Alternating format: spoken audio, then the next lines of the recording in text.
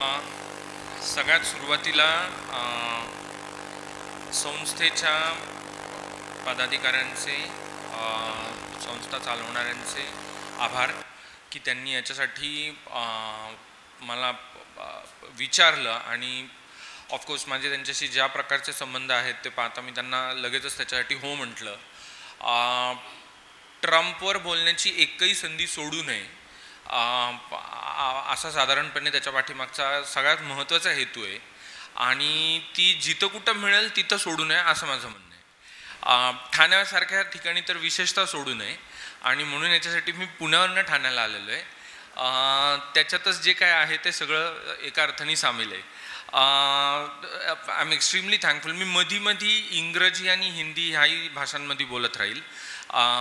अर्थात कॉन्शियसली विचार करतच राहील की ते खूप लांबलं नाही पाहिजे, ते जितकं छोटं होईल तितकं राहील. So I am very thankful to Nachiket for having had introduced me in the way in which he did introduce, and yes, it's like a gorgeous thing to be here. I'm also thankful to Mridul Nire sir for having had come down to preside over this function. आता फार वेळ न लावता माझे जे काही एक 2-3 मुद्दे आहेत ते 2-3 मुद्दे जेवढ्या संक्षिप्तपणे मांडता येतील तेवढे मांडायचे आहेत. कारण त्याच्या पाठीमागचा हेतू असा आहे की जेवढी जास्त वेळ चर्चेला राहील तेवढा जास्त वेळ त्याच्यासाठी राहायला पाहिजे. कारण जे मी बोलेल त्याच्यातनं अनेक वेगवेगळ्या प्रकारचे मुद्दे तुम्हालाही सुचत जातील आणि त्याच्यानंतर डेफिनेटली आपण त्याच्यावरती वेगवेगळ्या पद्धतीने बोलत राहू.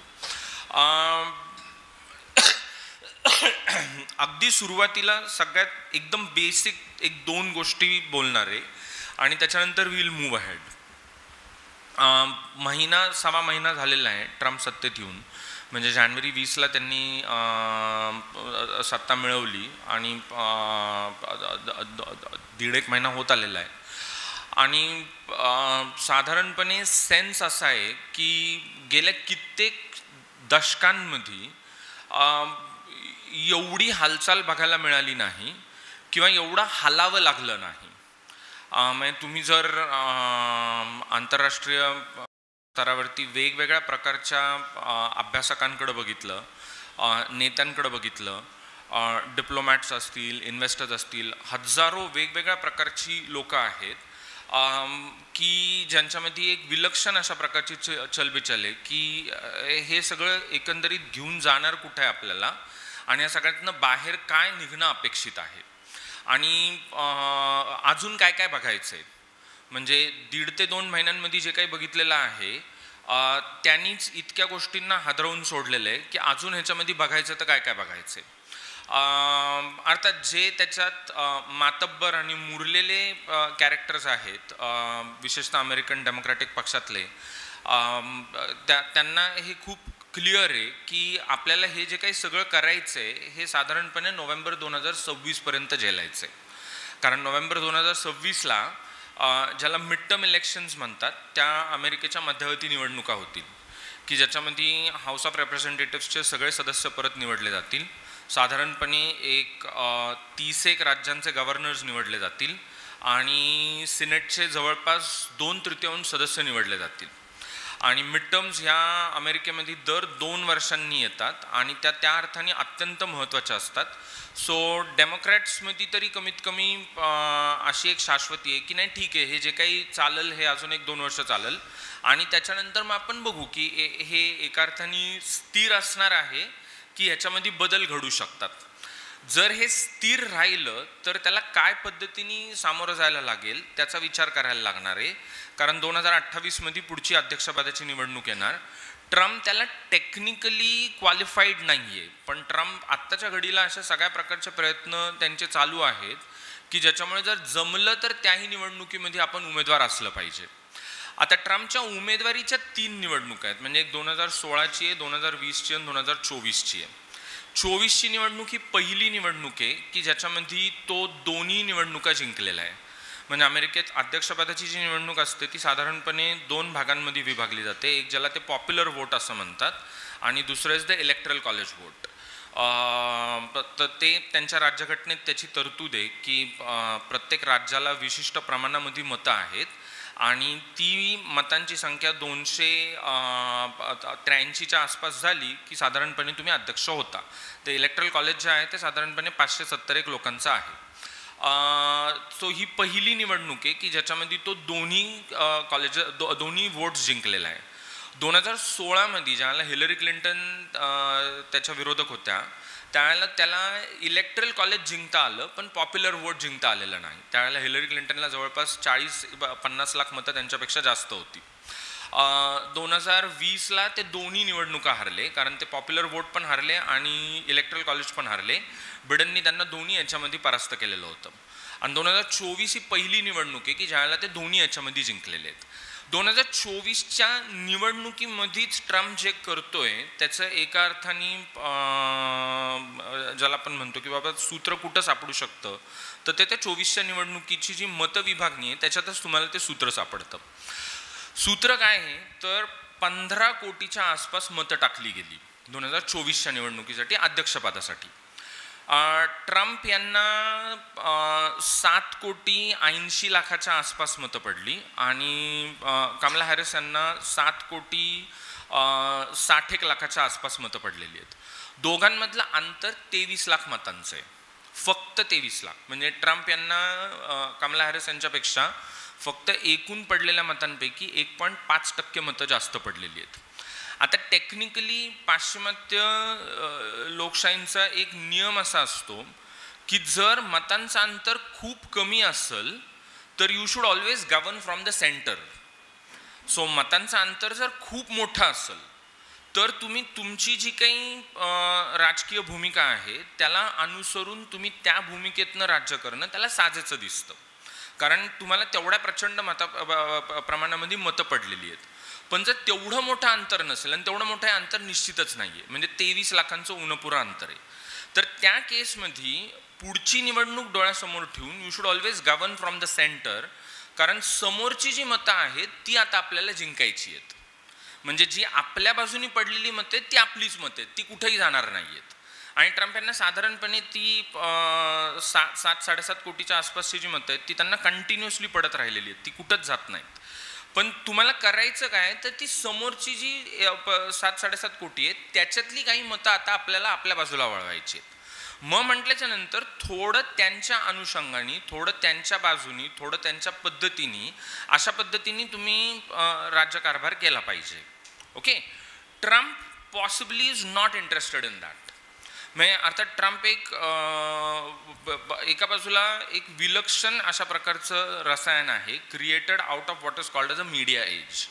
म्हणजे अमेरिकेमध्ये गेली 50-60 वर्ष प्रसारमाध्यमांचा आणि वेगवेगळ्या प्रकारच्या माध्यमांचा जो काही अतिरेक झालेला आहे त्या अतिरेकाचं एक जिवंत झालेलं जे राक्षसी स्वरूप आहे ते ट्रम्प आहे. He represents the worst of what American media stands for. Pettiness, jealousy, cruelty की अशा सगळ्या प्रकारच्या गोष्टी की ज्या अत्यंत अश्लील अशा प्रकारची भाषा वर्तन याचा वापर करणे. कारण तसं केल्याच्या नंतर जास्तीत जास्त लोक आपले कार्यक्रम बघतात, जास्तीत जास्त त्याच्यामध्ये एक कुतूहल जागृत होतं आणि पर्यायाने आपल्या कार्यक्रमांची लोकप्रियता वाढत राहते. हे जे काही त्यांच्या एक प्रकारच्या मीडियाचं एक सूत्र होतं त्याचा ट्रम्प एक एकदम क्लासिकल अशा प्रकारचा नमुना उत्तर येते आणि त्याच्यामुळे represents the worst of it. So आणि at the age at which is म्हणजे त्या 78-79 वर्षाचे आहेत. ह्या वयामध्ये त्यांच्याकडनं काही बदल होतील ह्याची शून्य अपेक्षा आहे. म्हणजे the way in which the global calculus now works is there is no point. तुम्ही अशी अपेक्षाच करू शकत नाही की हा माणूस आत्ता ज्या पातळीवरती आहे त्याच्यापेक्षा थोडा सुधरेल, बदलेल, शहाणा होईल, काही होईल. पण ह्याच्यातलं काही घडणार नाही आहे. तुम्हाला तुमच्या बाजूनी प्रयत्न करायचे की हे जे काही समोर आहे ह्याला आपण तोंड कसं देणार आहे. म्हणजे आपण याचा प्रतिकार करायचा आहे, आपण ह्याला काय प्रतिसाद द्यायचा आहे, आपण याचं करायचं तर काय करायचं आहे ह्याचा बाकीच्यांनी विचार करायचा आहे. He is not going to change, nothing is going to change, it's going to keep on becoming worst. आणि गेल्या 2-1 महिन्यांमध्ये त्यांनी ते दाखवून दिलेलं आहे की त्यांची एकंदरीत गोष्टींची जाण समज आहे तर काय आहे. He is obsessed with certain things, you just can't help that. So अमेरिकेला इंग्रजीची अधिकृत भाषा घोषित करणे म्हणजे साधारणपणे आपल्या इथल्या पश्चिम महाराष्ट्राच्या विश्वामध्ये आपल्या लेखी अमेरिकेची अधिकृत भाषा कायमच इंग्रजी होती. कारण आपण आणि आपली मुलं भावंड जी काही असतील ती जी काही GRE टोफेल सॅट बीटच्या परीक्षा द्यायची तर त्याच्यासाठी माझ्या तरी ऐकिवात कुणी स्पॅनिश शिकायला गेल्याचं नाही आहे. त्याच्यामुळे अमेरिकेची अधिकृत भाषा ही आपल्यासाठी कायमच इंग्रजी होती. आता अजून इंग्रजी ही अधिकृत भाषा असणार आहे ह्या घोषणेच्या पाठीमागनं काय निघतं हे त्यांनाच कळतं. ओके. किंवा गल्फ ऑफ मेक्सिकोला गल्फ ऑफ मेक्सिको न म्हणता गल्फ ऑफ अमेरिका म्हणणे. पहिल्याच फेरीमधले जे काही बदल झाले की the American state will recognize only 2 genders की एक स्त्री असतं आणि एक पुरुष असतं. याच्या पलीकडं दुसरे कुठलेही जेंडर्स अक्नॉलेज केले जाणार नाहीत. मिनिमम जो मनुष्य थोडंफार विज्ञान शिकलेला आहे थोडंफार पेशी किंवा जीवशास्त्राचं ज्याला थोडीफार अक्कल आहे त्याला हे सहजच कळतं की हे 2 जेंडर्स नावाचं जे काही प्रकरण आहे हे एका अर्थाने एक समाजशास्त्रीय अशा प्रकारचं प्रकरण आहे जे काळामध्ये घडलेलं आहे एका विशिष्ट टप्प्यावरती. जेंडरिंग कायम कॉम्प्लेक्स होतं. माणसाच्या बाबतीत जेंडरिंग हा कधीही साधा मुद्दा नव्हता आणि there have always been multiple genders. आज त्याला नावं दिली गेली. आज त्याचं जे काही एका अर्थाने त्याच्याबद्दलची मांडणी केली जाते. तुम्ही जर ह्या 2 जेंडर्सचे नसताल तर तुम्हाला त्याच्याबद्दल कसल्याही प्रकारची लाज भीती असण्याची गरज नाही. हे त्या काळामध्ये बदलत गेलेल्या गोष्टी आहेत. पण जेंडर्स हे कायम मल्टिपलच होते ते कधीही 2 नव्हते. सो ह्या अशा ज्या काही विचित्र गोष्टी आहेत ह्या विचित्र गोष्टी ह्या पहिल्या 2 महिन्यांमध्ये घडलेल्या आहेत. अजून किती बघायचंय त्याला काही मर्यादा नाहीये. आणि प्रत्येक गोष्ट is like he sees it from a very personal lens की तुम्ही न्याय कायदा इन्स्टिट्यूशन्स रूल्स ह्याच्याबद्दल काही बोलू शकत नाही. तुम्ही जर माझ्या विरुद्ध काही बोलत असताल तर तुम्ही फक्त माझ्या विरुद्ध बोलताय. So it's like that old thing की ते जे जॉर्ज बुश म्हटला होता 9/11च्या वेळेला if you are not with us you are against us. So Trump is a continuation of the same theme की तुम्ही जर माझ्या विरुद्ध बोलत असताल तर तुम्ही निश्चितच माझ्या बाजूने नाही आहेत आणि in that case I have got to fight you out. Problem फक्त एकच काय झालेला आहे की जी एक आयडिया होती की अमेरिकन राज्यघटना ही चेक्स अँड बॅलन्सेसवरती आधारित आहे आणि जरी एक्झिक्युटिव्ह पॉवर ज्या पद्धतीने ट्रम्प वापरतोय त्या पद्धतीने तो वापरत असला तरी उरलेल्या ज्या ऑर्गन्स ऑफ गव्हर्नमेंट आहेत म्हणजे काँग्रेस असेल किंवा सुप्रीम कोर्ट असेल तर ते त्यांचं कार्य बजावतील आणि ती साधारणपणे एक्झिक्युटिव्ह एक्सेसेसवरती काहीतरी बंधनं घालतील. तुर्तास तरी तसं काही घडताना दिसत नाहीये. म्हणजे लेजिस्लेचरचा तर काही प्रश्नच नाहीये कारण लेजिस्लेचरच्या दोन्ही हाऊसेसमध्ये सेनेट आणि हाऊस ऑफ रिप्रेझेंटेटिव्हमध्ये रिपब्लिकन आहे आणि रिपब्लिकन्सचे सगळ्यात आघाडीचे सदस्य अशाच प्रकारची लोक आहेत जे ट्रम्पची तळी उचलून धरतात इररिस्पेक्टिव्ह ऑफ द फॅक्ट की whether there is legislative merit in it or no merit in it. म्हणजे ते जे म्हणतात त्याच्यामध्ये काही कायद्याच्या अनुषंगाने तथ्य आहे नाही आहे अशा कसल्याही गोष्टींचा विचार न करता ते सरळ आत्ताच्या घडीला तरी त्यांची तळी उचलून धरतायत.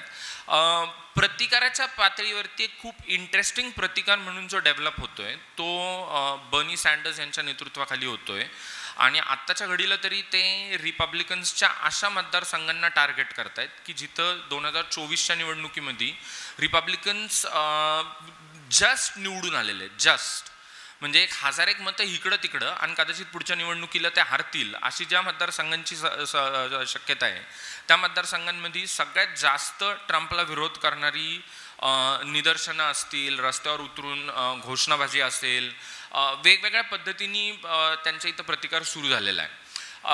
सो तो एक मुद्दा आहे. पण Trump has a way of dealing even with that की हे सगळे लोक देशद्रोही आहेत. तुम्ही माझ्या विरुद्ध बोलताय म्हणजे तुम्ही एक निवडून आलेल्या अध्यक्षाच्या विरुद्ध बोलताय म्हणजे तुम्ही एका अर्थाने कायद्याची अवमानना करताय. So is very clever about that की कुठल्या मुद्द्यावरती आपण ते आपल्या बाजूनी ओढून घेऊ शकतो आणि कुठल्या गोष्टीचा आपण आपल्या बाजूने फायदा करून घेऊ शकतो तो त्याच्या बाबतीत खूपच क्लिअर आहे. आणि त्याच्यामुळे एका अर्थाने एक प्रॉब्लेम हा काँग्रेसच्या बाबतीत आहे की बाबा जोपर्यंत काँग्रेसचं सदस्य बदलत नाहीत तोपर्यंत तरी हा खेळ असाच चालू राहणार आहे. सुप्रीम कोर्टामध्ये आत्ता तरी एकूण जस्टिसेस जे आहेत आणि त्यांच्या इथं सगळे जस्टिसेस हे इक्वल असतात, तर त्याच्यामध्ये कॉन्झर्वेटिव्सला एक मेजॉरिटी आहे. त्यांच्याकडे एक फेडरलिस्ट सोसायटी नावाचा त्यांच्या स्टाईलचा एक RSS आहे जो हा पूर्ण प्रयत्न करत राहतो की आपली लोक ही वेगवेगळ्या शासकीय संस्थांमध्ये आजीव सदस्य झाली पाहिजेत. आणि सुप्रीम कोर्ट जजेस हे अमेरिकेमध्ये हयात म्हणजे जोपर्यंत तो राजीनामा देत नाही, जोपर्यंत यम त्याला घेऊन जात नाही किंवा जोपर्यंत काँग्रेस त्याला इम्पीच करत नाही. अर्थात काँग्रेस इम्पीच करती फक्त एकाच बेसिसवरती की mentally and physically is not capable of carrying on with his job. तर एवढ्याच केसमध्ये त्यांना उडवता येतं, तर अदरवाईज त्यांना उडवताच येत नाही. म्हणजे त्याचं एक खूप चांगलं उदाहरण ट्रम्पच्या शेवटची जी अध्यक्षपदाची फेरी होती त्याच्यामध्ये घडलेलं होतं. रूथ बेडन गिन्सबर्ग नावाच्या जस्टिस होत्या. रूथबाई ह्या वयाच्या 93-94 वर्षी वारल्या आणि त्या जज होत्या. आणि हे ट्रम्पच्या शेवटच्या महिन्यांमध्ये घडलं. आणि त्यांना कॅन्सर होता, जबरदस्त कॅन्सर होता. तर नॉर्मल कंडिशनमध्ये तुम्ही राजीनामा देऊन मोकळ्या झाल्या असत्या, पण गिवन द फॅक्ट की आपण राजीनामा दिला तर ट्रम्पला आपल्याऐवजी एक जज नेमता येतो आणि तो जज जर कॉन्झर्वेटिव्ह असेल तर कोर्टाची लिबरल्स अँड कॉन्झर्वेटिव्हमधली जी गणित आहे ते गणित बिघडतं. So Ruth Bader has that wonderful position, जोवर ट्रम्प अध्यक्ष आहे ना तोवर मी मरणार नाही. आता अनफॉर्च्युनेटली अशी आपली किती जरी इच्छा असली, म्हणजे वयाच्या 92-93 वर्षी दुर्धर कॅन्सर असताना देखील आपली किती जरी अशी जबरदस्त इच्छा असली तरी जगणं मरणं आपल्या हातात नसतं. सो दुर्दैवाने रूथबाई गेल्या आणि ट्रम्पला त्याच्या अध्यक्षपदाच्या शेवटच्या महिन्यांमध्ये, म्हणजे लिटरली शेवटच्या, की ज्या महिन्यांमध्ये नॉर्मली कुठलेही पॉलिसी डिसिजन्स घेतले जात नाहीत, एक नवीन जज नेमण्याची सुवर्ण संधी चालून आली आणि त्यांनी ती सोडायची नाही असं ठरवलं. आणि ज्या माणसाला त्यांनी जज म्हणून नेमलं, man of very questionable morals, perfect, म्हणजे ट्रम्पच्या नेमणुका इतक्या दिव्य आहेत, अशी माणसं शोधून आणलेली आहेत की जी खरं तर तुरुंगात असायला पाहिजेत. म्हणजे त्याचं उत्तम उदाहरण ह्या कॅबिनेटमध्ये जो मनुष्य कायदा मंत्री होणार होता, finally he had to withdraw his name, कारण the deal in the Congress was the Republicans and imagine the Republicans threatened him की तुमच्यावरती काँग्रेसच्या चौकशीचे जे अहवाल आहेत ज्याच्यामध्ये तुम्ही सेक्शुअल मिसकंडक्ट केलेला आहे ते अहवाल आम्हाला पब्लिक करायला लागतील जर तुम्ही तुमचं नाव ह्या शर्यतीतनं विड्रॉ केलं नाही तर. and Matt Gaetz withdrew. So it's as bad as that. म्हणजे ट्रम्प चुन के ऐसे कैरेक्टर्स लाता है, चुन के, की वर्तन,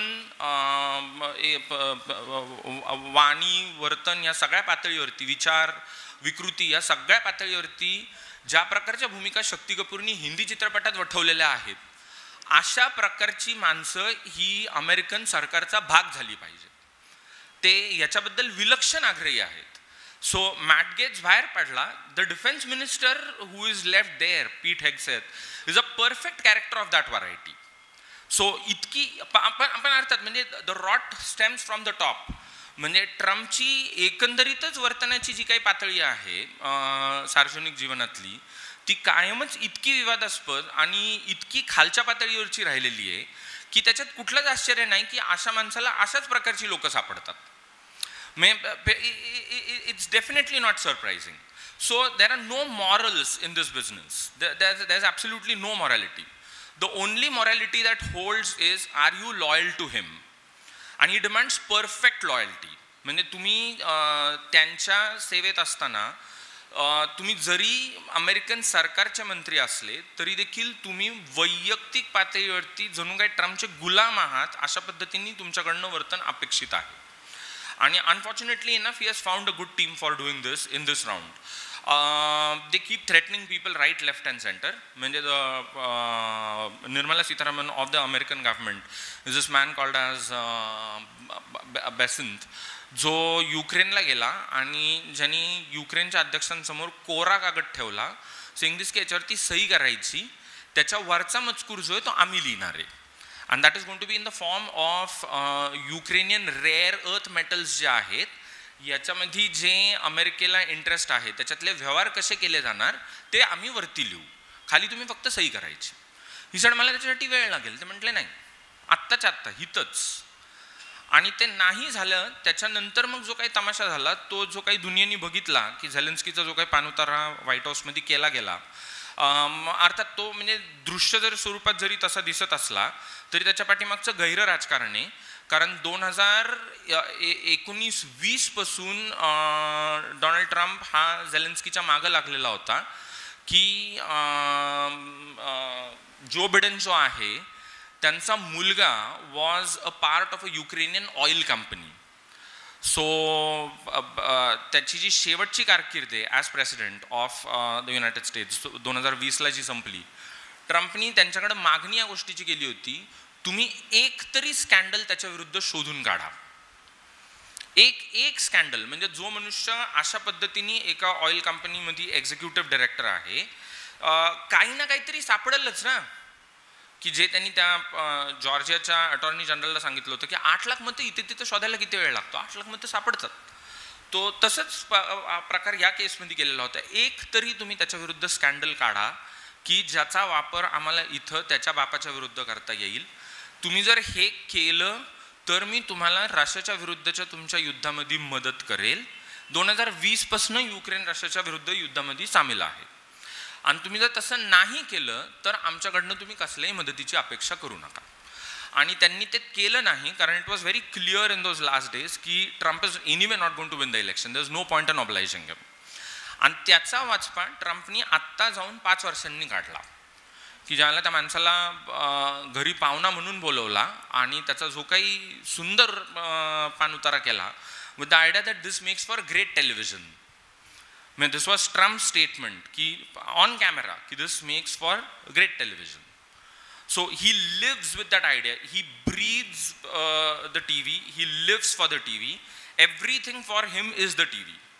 की आपण कसे दिसतो, आपण जे बोलतोय वागतोय त्याची पलीकडच्या बाजूनी काय प्रकारे दखल घेतली जाईल. सो जो मनुष्य कंटिन्युअसली अशा गोष्टींचा विचार करतो त्या माणसाकडनं कसल्याही प्रकारची साधनसुचिता, कसल्याही प्रकारचा चांगुलपणा, कसल्याही प्रकारचा दयापणा असल्या कुठल्याही गोष्टींची अपेक्षा करणं हे फोल आहे. ह्याच्यातली कुठलीच गोष्ट घडणार नाहीये. अमेरिकेतनं भारतीय लोकांना काढणे म्हणजे त्यांच्याकडे इलिगल डॉक्युमेंटेशन असेल किंवा काही असेल तर त्या बेसिसवरती त्यांना काढणे ही काही नवीन गोष्ट नाही आहे, ही कायम घडत आलेली आहे. डोनाल्ड ट्रम्पच्या आधी बाराक ओबामाच्या काळामध्ये जवळपास 2.5 लाख भारतीयांना अशाच पद्धतीने काढलेलं होतं. फक्त त्यांना कधीही कुणी पायात हातात बेड्या घालून पाठवलेलं नव्हतं. त्याचा एवढा मोठा टी व्हीवरती दिसेल असा कुठलाही शो केलेला नव्हता. भारतीयांचं जाणं, भारतीयांचं येणं दोन्ही गोष्टी सतत चालत राहिले, नवीन काही नाही आहे. फरक फक्त काय आहे की विशेषतः आमच्या इथे पुण्यामध्ये जिथं बरीच लोक ही अमेरिकेत असतात, काय करतात तो नंतरचा मुद्दा आहे. तर त्यांचा प्रॉब्लेम हा आहे की हे जे काही सगळं चाललेलं आहे, म्हणजे ट्रम्प डिपोर्टेशनच्या आधी there was a big scandal of what is called as H-1B visas. म्हणजे ट्रम्प भारतीयांना डिपोर्ट करतोय, त्यांच्या हातापायात बेड्या घालून त्यांना लष्करी विमानांनी परत भारताला पाठवलं जातंय. त्याच्या आधीचा जो प्रॉब्लेम होता तो H-1B विजाचा प्रॉब्लेम होता. आणि H-1B विजाज मिळतात हे एक विशिष्ट प्रकारच्या भारतीयांना. आणि ट्रम्प सरकारच्या केसमध्ये एक खूप विलक्षण असा अंतर्गत वाद आहे की त्यांच्या याच्यातल्या काही विशेषतः जे प्रगत विज्ञान आणि तंत्रज्ञानाशी संबंधित आहेत, of the Elon Musk variety. I am very sorry, Elon मस्कचा प्रगत विज्ञानाशी काही संबंध नाही आहे, प्रगत तंत्रज्ञानांच्या भांडवली उपयोजनाशी त्याचा संबंध आहे. So I am very sorry about that. Elon मस्कचा कुठल्याही प्रकारच्या विज्ञानाशी संबंध असू शकत नाही, कसल्याही प्रकारच्या ज्ञानाशी तर डेफिनेटली नाही. तो द मस्क गँग wants to keep the Indians in and also wants more Indians to come in. त्याच्या बरोबर विरुद्ध बाजूला आर द स्टीव्ह बॅनन गँग, की जे श्वेतवर्णीय आहेत, ग्रामीण अमेरिकेशी आपला काहीतरी एक ऋणानुबंध आहे असं मानणारी लोक आहेत, विलक्षण वंशवादी आहेत, विलक्षण, की ज्यांचं म्हणणे सगळ्यात पहिले तर आहेत ना, हे भारतीय बाहेर काढणं गरजेचं आहे. कारण सगळ्या उत्तम पगाराच्या नोकऱ्या जर कुणी लाटल्या असतील तर त्या यांनी लाटलेल्या आहेत. आणि त्या लाटून फायदा जो झालेला आहे तो ना त्यांचा झालेला आहे ना, कारण त्यांचा साधा प्रॉब्लेम आहे की जगभरातली सगळी मोठी ही जी विद्यापीठं आहेत ही अमेरिकेत आहेत. हे भारतीय इथं शिकायला येतात आणि शिकून झाल्याच्या नंतर इथं कामावर रुजू होतात. सो ज्या विद्यापीठांमधनं भारतीय ग्रॅज्युएट होऊन बाहेर पडतात त्याच विद्यापीठांमधनं सगळ्यात मोठ्या प्रमाणात जे बाहेर पडतात ग्रॅज्युएट होऊन ते अमेरिकन विद्यार्थी आहेत. सो जर अमेरिकन विद्यार्थी ऑलरेडी विज्ञान तंत्रज्ञानामध्ये इतके मोठ्या प्रमाणामध्ये डिग्रीज घेऊन बाहेर पडत आहेत, तर आपण भारतीयांना का नेमतोय ह्या नोकऱ्यांवरती? तर त्याचं गणित हे त्यांना नेमणाऱ्या कंपन्यांच्या वेतनाने फायद्यावरती अवलंबून आहे. भारतीयांना नेमण्यामागचा फायदा हा कंपनीला होतो. अमेरिकन नेटिव्ह माणसाला तुम्ही नेमल्याच्या नंतर त्याला ज्या प्रमाणात तुम्हाला वेतन द्यायला लागतं त्या प्रमाणात तुम्हाला H1B विजावरती आलेल्या भारतीयाला द्यावं लागत नाही. म्हणजे कित्येक केसेसमध्ये आता जोपर्यंत H1B विजा पॉलिटिसाइज झाले नाहीत ह्याच्यातल्या अनेक लोकांना 1/3 किंवा 1/4 वेतनावरती काम करायला लागलेलं आहे. सो तो प्रॉब्लेम कंपन्यांचा प्रॉब्लेम आहे. कंपन्या अफाट नफे कसे बनवत राहतात. म्हणजे याच्यात त्याच्या काही 5 मोठ्या कंपन्या आहेत, फेसबुक, मेटा, या सगळ्या या $1 ट्रिलियन कंपन्या आहेत. म्हणजे ॲपलची मार्केट व्हॅल्युएशन $2.27 ट्रिलियन आहे. त्याच्यामध्ये काही $1 बिलियन घाला ते संपूर्ण भारतीय अर्थकारणाचा आकार आहे. म्हणजे just one firm called as Apple का मार्केट व्हॅल्युएशन $2.27 ट्रिलियन है. The size of the Indian economy is $2.97 trillion. So you can very well imagine की आपण काय गेमच्या बद्दल बोलतोय. हे नफे निर्माणच होतात ह्या आधारावरती की हे जे काही कर्मचारी आहेत ज्यांच्याकडनं अफाट कामं करून घेतली जातात आणि ही लोक तो विजा टिकून राहावा त्याच्या आधारे आपल्याला इथं राहता यावं आणि कालांतराने अमेरिकन नागरिक होता यावं याच्यासाठी ते जवळपास दिवसाचे 15-16 तास काम करायला नाही म्हणत नाहीत. एक नेटिव्ह श्वेतवर्णीय अमेरिकन पुरुष किंवा स्त्री 8 तास झाल्याच्या नंतर क्लॉक इन क्लॉक आउट करणार आणि बाहेर होऊन जाणार आहे. तो सरळ सांगणार आहे की माझ्या ह्याच्यात ते बसत नाही आणि मला माझे अधिकार चांगले माहिती आहेत. सो तुम्ही त्याला 8 तासापेक्षा जास्त काम करायला लावू शकत नाही, तुम्हाला त्याला पूर्ण वेतन द्यायला लागतं. पण जर मला 1/3 किंवा 1/4 वेतन अशा माणसाला द्यायला लागत असेल की ज्या माणसाकडनं मी दिवसाला जवळपास दुप्पट काम करून घेऊ शकतो एक नेटिव्ह अमेरिकन माणसापेक्षा, मी कशाला नेटिव्ह अमेरिकन माणूस प्रेफर करेल ना. सो हे जे विरोधी गँग आहे make America great again movement मधली, स्टीव्ह बॅनन आणि अमेरिकन फॉक्स न्यूज मीडियातली, की ज्यांच्या रडारवरती सगळ्यात पहिला टार्गेटवर जर कोणी असतील तर ते भारतीय आहेत. त्यांना सगळ्यांना बाहेर काढणं गरजेचं आहे, सगळ्यांना. हे जोपर्यंत बाहेर जात नाही तोपर्यंत अमेरिकेतली बेरोजगाराची समस्या सुधरत नाही असा त्यांनी मनोमन काय त्यांचा असा ठाम विश्वास आहे की यांना बाहेर काढल्याशिवाय अमेरिकेत दर्जेदार चांगले रोजगार निर्माण होणार नाहीत. आणि त्यांना विरोध करायला बसलेली समोरच्या साईडची जी काही गँग आहे ती is the Elon Musk and the silicon valley robbers, की ज्यांचं असं ठरलेलं आहे की काय आपल्याला त्यांना सहज हँडल करता येतं, त्यांची काही काळजी करायची गरज नाही, ते काही पण करू शकत नाहीत. कारण इस पुरे गँग का जो अलाउद्दीन आहे, अलिबाबा जो काही आहे त्याला निवडून आणण्यामध्ये आम्ही भूमिका घेतलेली आहे. त्यामुळे यांचा विचार करण्याचीच गरज नाही आहे. सो असं असल्या कारणाने भारतीयांना काढलं जात होतं, फक्त आता ते जास्त इट हिट्स होम. म्हणजे आमच्या इथं पुण्यामध्ये it hits home for a simple reason, कारण आता ह्याच्यामध्ये कदाचित आपल्याही पोरांना काढलं जाणार आहे. सो जोपर्यंत ते पंजाब हरियाणामधले शेतजमिनी विकून गेलेली लोक त्यांना हाकललं जात होतं, ते तिकडं जाऊन ड्रायव्हर आणि वेटर्सची कामं करायची, किंवा जोपर्यंत गुजराती होते की जे गुजरात मॉडेल अफलातून मॉडेल आहे. Gujarat model as I normally tell people, अमेरिकेच्या 2 बॉर्डर्स आहेत, एक ती अमेरिका मेक्सिको बॉर्डर आहे आणि दुसरी अमेरिका कॅनडा बॉर्डर आहे. त्या बॉर्डरवरती जाऊन बघा, गुजरात मॉडेल दर दिवसाला मारताना सापडणार आहे, दर दिवसाला. कारण गुजरातमध्ये अख्खीच्या अख्खी गावं अशी आहेत की ज्याच्यामध्ये घरटी 1 जण तरी अमेरिकेत आहे. आणि उरलेल्यांसाठी तो एक ईर्षेचा आणि स्पर्धेचा विषय आहे की जर तो जाऊ शकतो तर आपण का जाऊ शकत नाही, म्हणजे आपण पण गेलं पाहिजे. आणि त्याच्यासाठी जे प्रयत्न केले जातात, अर्थात गुजरात एव्हरीबडी नोज, गुजरात काय बँगलोर नाही आहे किंवा पुणे नाही आहे की ज्याच्यामध्ये तुम्ही IT च्या मार्गातनं अमेरिकेला जाऊ शकत नाही. तुम्ही ज्या मार्गाने जाऊ शकता ते म्हणजे कुणाला तरी पैसे देणे आणि या दोनपैकी एका बॉर्डरमधनं आत शिरण्याचा प्रयत्न करणे, आणि शिरल्याच्या नंतर तिथं स्थापित असलेले आपले गुजराती बांधवांचं नेटवर्क शोधायचं आणि उरलेल्या वेळामध्ये ती 24/7 कन्व्हिनियन्स स्टोअर्स चालवायची जी 24 तास चालू असतात आणि ज्याच्यामध्ये आपण सगळं विकतो. म्हणजे इथं ज्या गोष्टींना आपण हातही लावत नाही किंवा बघतही नाही त्या सगळ्या गोष्टी तिथं आपण जाऊन विकतो. तो हे आमचं गुजरात मॉडेल आहे. सो आंध्र, तामिळनाडू याच्यातली लोक बेड्या घालून नाही पाठवली जात, पण 22 वर्ष देशाचं नेतृत्व करणाऱ्या माणसांनी या प्रश्नाचं उत्तर देण्याची गरज आहे की गुजरात मॉडेलमधल्या लोकांना बेड्या घालून कसं काय पाठवलं परत, खास करके आपला मित्र व्हाईट हाऊसमध्ये गेल्याच्या नंतर. ते उत्तम सगळ्यात चांगलं मॉडेल येते आणि ते दर दिवशी जाऊन मरतं, कारण America Canada border is a dangerous border. म्हणजे temperature at times can be -10, -13. तेवढे टेम्परेचर्स गुजरातमध्ये नाही बघायला मिळत. आणि वी हॅव केसेस की ज्याच्यामध्ये people are frozen to death while crossing the border. म्हणजे the reason why I say the Gujarat model dies on the borders is because people freeze to death, freeze, literally freeze. आणि साधं सुद्धा नाही, नवरा बायको पोरं सगळं घेऊन मेलेल्या केसेस आपल्याकडे आहेत. त्याचा कुठलाही गवगवा होत नाही, ह्याच्याबद्दल भारतात कुणी काही बोलत नाही. पण तुम्ही कुठल्याही प्रकारची अमेरिकन वर्तमानपत्र उघडून बघा, तुम्हाला ढिगाणी या गुजरात्यांची नावं पण सापडतील आणि सगळ्या स्टोऱ्या पण सापडतील. सो ज्या प्रकारची लबाडी तिथं आहे त्याच्याहून मोठी लबाडी इथं आहे. So Gujarat model is a best case scenario. म्हणजे ही ज्याला बेड्या घालून पाठवलं ना, कुठल्याही ते पिचाई बिचाईच्या गावातली लोक नाही गेली तशी, म्हणजे सत्यनाडेलाच्या गावातली, सुंदर पिचाईच्या गावातली, कमला हॅरिसच्या गावातली, त्यांच्या गावातली लोक बेड्या घालून नाही ना पाठवली.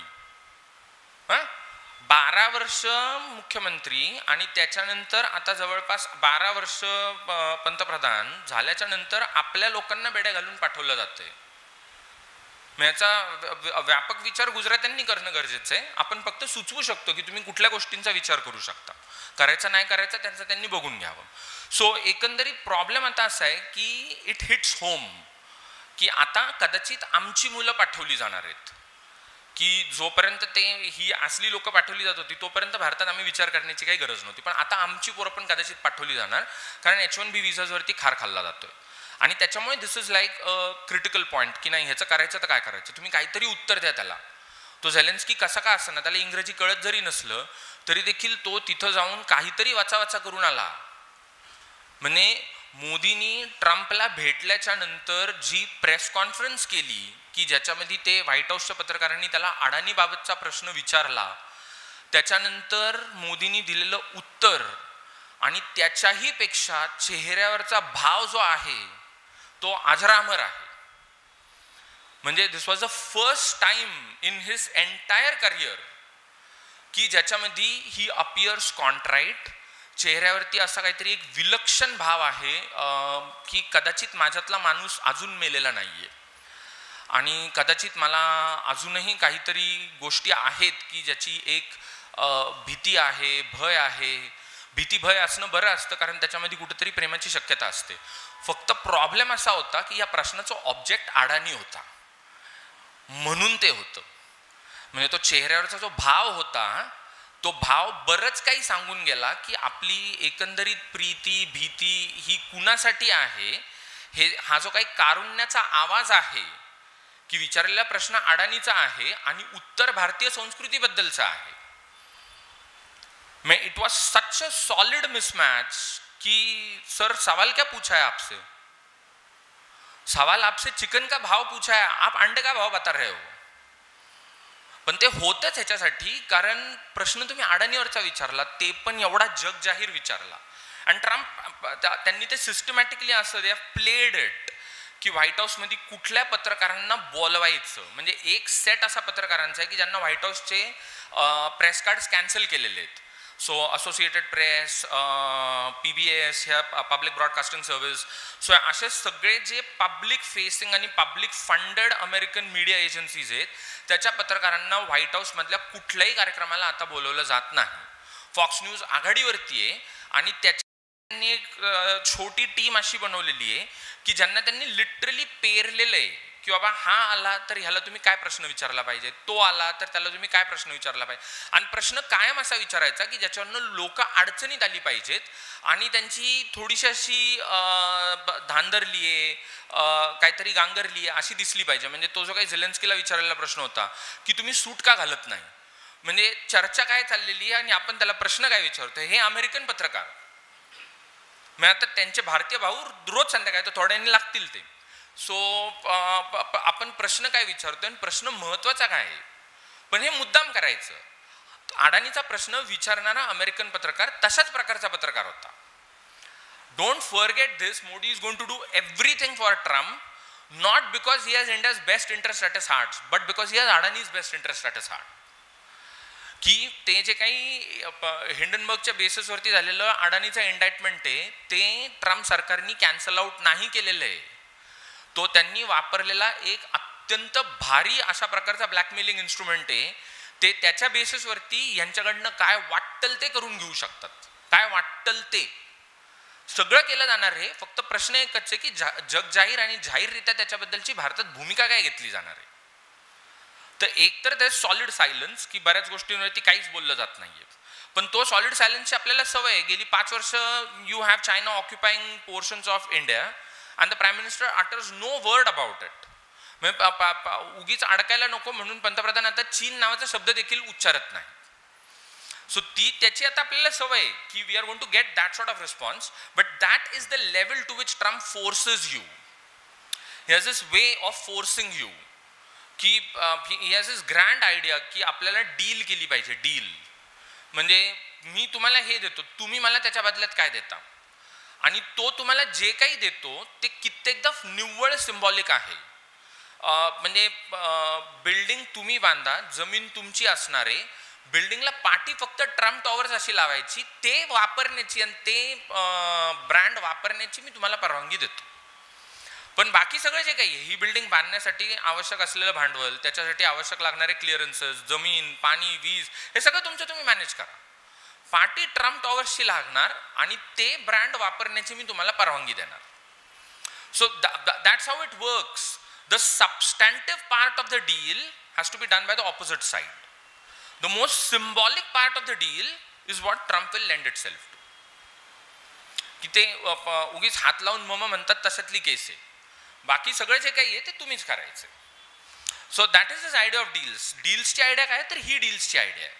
अशा प्रकारचे डील्स होत राहणार आहेत आपल्या केसमध्ये, भरपूर होत राहणार आहेत, कारण आपले हातच नाही, आपण संपूर्ण डोंगराखाली आहे. आपला मित्र गौतम अडाणी असल्या कारणाने आणि आपल्या मित्राचे एकंदरीतच धंदे खूपच दिव्य असल्या कारणाने, म्हणजे ज्यांना माहीत नसेल त्यांनी हिंडनबर्ग रिपोर्ट डेफिनेटली वाचावा. It makes for great thrilling reading. की भारतामध्ये एकंदरीत नवभारत स्थापन झाल्याच्या नंतर 2014ला लोक काय प्रकारचे व्यवहार करत फिरतायत आणि लोक काय पद्धतीने असे व्यवहार करण्याच्या बाबतीत तरबेज झालेले आहेत. आता ती लोक म्हणजे एकच माणूस आहे, त्याचं ते उत्तम उदाहरण आहे. So given the fact that this is there, he is going to keep on pressing it. He has no problem with the world. His fundamental problem is the Democrats आणि त्यांच्या अनुषंगाने second category which he has invented for himself, ज्याला liberals असं म्हणतात. की बाबा तुम्ही थोडे उदारमतवादी आहात. अर्थात त्याच्यामुळे ह्या सगळ्या कॅटेगरीजचीच एका अर्थाने आता समीक्षा चौकशा सुरू झालेल्या आहेत की बाबा ह्या कॅटेगरीजच्या अर्थ असतात तर काय असतात.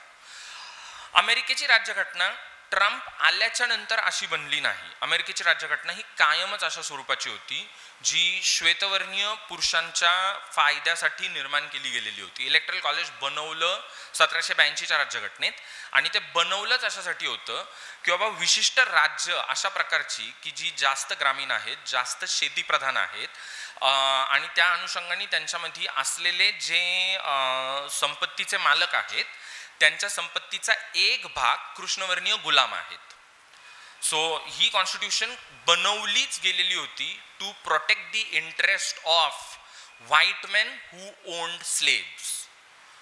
त्याच्यामुळे that is not at all surprising that we have ended up with a white man who intends to turn the whole world in to his slaves. ते तिथून ती लाईन अशी सरळ सरळ जाणारी रेष आहे, कारण ही राज्यघटना कायमच अशी बनवलेली होती. डेमोक्रॅट्सनी या प्रश्नांची उत्तरं देणं गरजेचं आहे की त्यांनी कधीही इलेक्ट्रल रिफॉर्मसाठी प्रयत्न केले नाहीत, कुठल्याही प्रकारचे नाहीत. म्हणजे वर्षानुवर्ष डेमोक्रॅट्स हे पॉप्युलर वोट जिंकत आलेले आहेत आणि तितक्याच वर्षानुवर्ष कित्येकदा असं घडत आलेलं आहे की ते इलेक्ट्रल कॉलेज हारलेले आहेत. सगळ्यात सेलिब्रेटेड केस 2000ची आहे की ज्यावेळेला अल्गोर हारला आणि जॉर्ज बुश अध्यक्ष झाला. सो हे घडून देखील डेमोक्रॅट्सनी कधी ह्या गोष्टीसाठी प्रयत्न केला नाही की अमेरिकन राज्यघटना विशेषतः त्याच्यात अध्यक्ष नेमण्याची जी पद्धत आहे त्याच्यात सुधारणांची गरज आहे.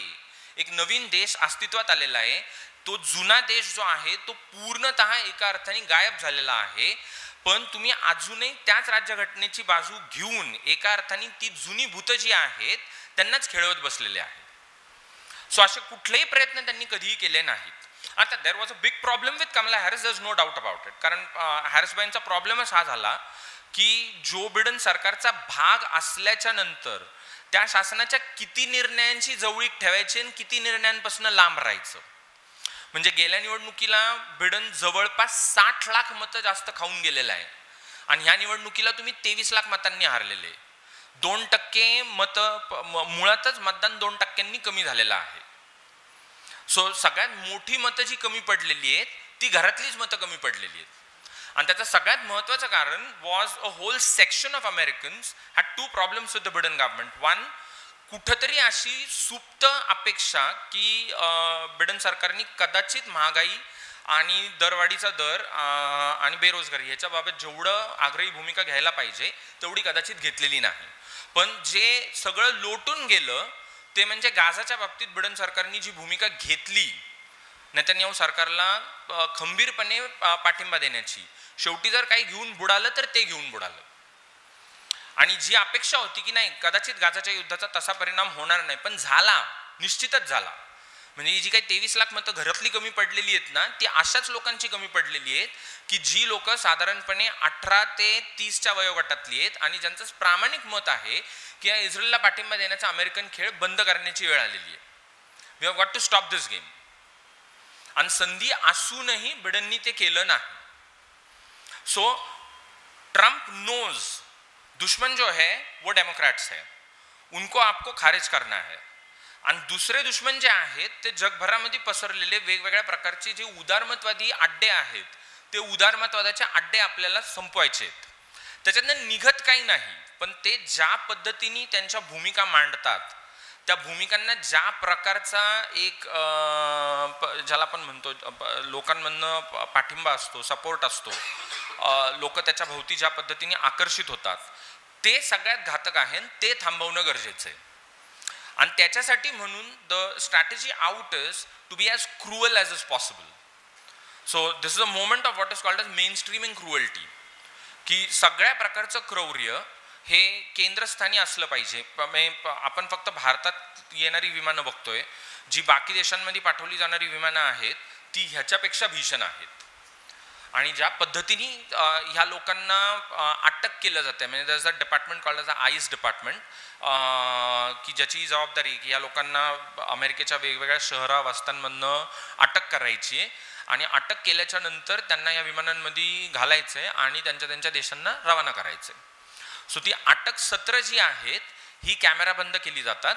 they are the second most thrilling videos which are available on American television channels these days in terms of आपली थ्रिलर्सची इच्छा भागवायची तर कुठं भागवायची, तर आईस जाऊन जे Venezuelan, Latin, Chinese, Indian, West Arabian, African लोकांना जी अटक करते त्याचे व्हिडिओज बघत आपली थ्रिलर्सची इच्छा सध्या भागवली जाते. पण this is absolutely dangerous, there is no doubt about it. अर्थात at my level I don't know, I don't want to sound so stupid about it, पण मी कमीत कमी माझ्या कित्येक विद्यार्थ्यांना सांगताना असं सांगतो की I won't be surprise if somebody kills them. कारण अमेरिकेचा हिस्ट्री ऑफ किलिंग प्रेसिडेंट्स, म्हणजे आत्तापर्यंत 3 उडवून झालेले आहेत. ट्रम्प कदाचित 4था होऊ शकतो. आणि त्याचं विशेष कारण म्हणजे ज्या देशामध्ये शस्त्रास्त्रांचं घरगुती प्रमाण जे आहे ते दरडोई 2.5 गन्स म्हणजे 2.5 guns per capita is the American possession of weapons. म्हणजे 35 कोटीचा देश आहे, 2.5नी गुणाकार करून बघा की अमेरिकन घरांमध्ये किती शस्त्रास्त्र आहेत. So and there are people that he is seriously crossing the wrong way. म्हणजे ज्या लोकांनी हयाती घालवल्या सैन्यामध्ये शासनामध्ये त्यांना तडकाफडकी नोकरीवरनं हाकललं जाते. म्हणजे you had all the scientist been kicked out from the department of nuclear safety आणि त्यांना हाकलून दिल्याच्या नंतर the reactors reported to the government saying this that मेंटेनन्ससाठी इंजिनियरच नाही आहे कारण आपण त्यांना सगळ्यांना हाकलून दिलेलं आहे. आणि जर मेंटेनन्ससाठी इंजिनियर्स मिळाले नाहीत तर प्लॅन्टचा स्फोट होऊ शकतो.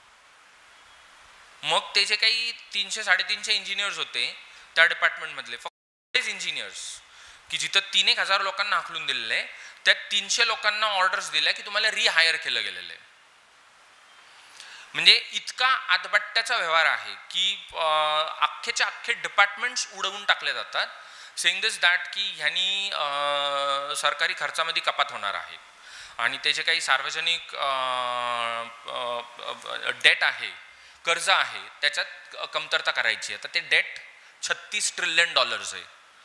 त्यांनी सांगितले तुम्ही फेडरल आणि स्टेट गव्हर्नमेंटचे सगळे कर्मचारी जरी हाकलले ना तरी देखील त्याच्यामध्ये फक्त $2 ट्रिलियन सेव्हिंग होऊ शकते, फक्त $2 ट्रिलियन. आणि असं असून देखील अशा सगळ्या प्रकारच्या लोकांच्या मागे हात धुवून लागलं जातंय. हाकलल्याच्या नंतर थोड्या वेळाने कळतंय की अच्छा म्हणजे त्यांना जर नाही ठेवलं तर प्लांट उडू शकतं, मग त्यांना नेमा. अंड्यांचा तुटवडा आहे. एक ट्रे अंडी जी असतात ज्याच्या 24 अंडी येतात ती साधारणपणे $5 ते $10 आसपास गेली, ज्याला तुफान महागाई असं म्हणतात. आणि याचं एक महत्त्वाचं कारण म्हणजे वेगवेगळ्या राज्यांमध्ये कोंबड्या आणि इतर पोल्ट्रीला इंजेक्शन्स देणारे जे डॉक्टर्स असतात जे शासकीय खर्चाने नेमले जातात फॉर इनॉक्युलेशन पर्पजेस त्यांना सगळ्यांना हाकलून दिलेले. सो बर्ड फ्लू मोठ्या प्रमाणात पसरलेला आहे. शेतकरी आपल्या इतर जनावरांना ह्यांना वाचवण्यासाठी असतील नसतील त्या सगळ्या कोंबड्या मारायला लागलेले आहेत आणि त्याच्यामुळे अंडी उरलेली नाहीत. ह्याच्यावरती उपाय टर्कीकडनं $15 बिलियन अंडी इम्पोर्ट करायची आहेत. And they want the Turks to deliver this during the season of Ramadan, which is like another joke all by itself. So you have great fun. म्हणजे सध्या अमेरिकन शासनाचे निर्णय आणि त्याचे परिणाम हा एक मोठा गमतीचा थ्रिलिंगचा it can entertain you, it can seriously entertain you if you are following those types of things. म्हणजे if you're following John Oliver, Jimmy Kimmel and those types of Jon Stewart and all of them, तर it can really entertain you की तुफान मजा येते. पण ज्याचं जळतंय त्याला कळतंय. आणि उद्या त्यांच्यापैकी जर का कुणी असं ठरवलं की ह्याचा एकच उपाय आहे तो म्हणजे the president needs to be shot dead, तर कमीत कमी I would be the last person who would be surprised. They would always say ki yes, we could see that coming, and that country has a history of that type. The country was built on that basis ki we are not going to take and tolerate something that is intolerable. जे सहन करता येत नाही आणि जे कित्येकदा असं वाटतं की बाबा माझी पर्सनल डिग्निटी माझी पर्सनल स्वातंत्र्य ह्याच्यावरती गदा आणतंय, तर ते त्याला सहन नाही करत. हा त्यांचा इतिहास आहे आणि त्याच्यामध्ये ते कुणालाही उडवू शकतात. ट्रम्पचा Trump becomes the 4th president killed in American history. At least I won't be the one who would be surprised. I would say की we had seen this coming. पण ते विरोध करतायत, ते रस्त्यावर उतरून विरोध करतायत, ते वेगवेगळ्या प्रकारचे व्हिडिओज बनवून विरोध करतायत, ते ट्रम्पला अत्यंत खालच्या पातळीवरती जाऊन विरोध करतायत, मेम्स बनवतायत, सगळं चाललेलं आहे. ते सगळं पाहिल्याच्या नंतर आपल्या इथं गेल्या 11 वर्षात काय झालंय ह्याचा जो काही गांभीर्याने विचार करायला लागतो आणि त्याच्यानंतर जी काही एक भयान स्मशान शांतता आणि भय दिसतं त्याच्यापेक्षा अमेरिका में येस देर इज मॅडनेस, पण it is also been countered in some way or the other. म्हणजे तो जो काही सगळा मूर्खपणा आहे त्या मूर्खपणाला एक विरोध देखील आहे, एक अत्यंत नेमस्त अशा प्रकारचा प्रतिकार आहे. म्हणजे एक सेक्शन त्या लोकांचं आहे जे वर्तमानपत्रात लिहितात, जे फॅक्ट चेक्स करतात, जे असल्या सगळ्या गोष्टी करतात, आणि एक सेक्शन त्या लोकांचं आहे जे विलक्षण त्याची खिल्ली उडवतात, गाणी बनवतात, व्हिडिओज बनवतात, मेम्स बनवतात, वाट्टल त्या भाषेमध्ये पाणउतारा केला जातो, सगळ्या प्रकारच्या कॉन्ट्रडिक्शन्स पॉइंट आउट केल्या जातात.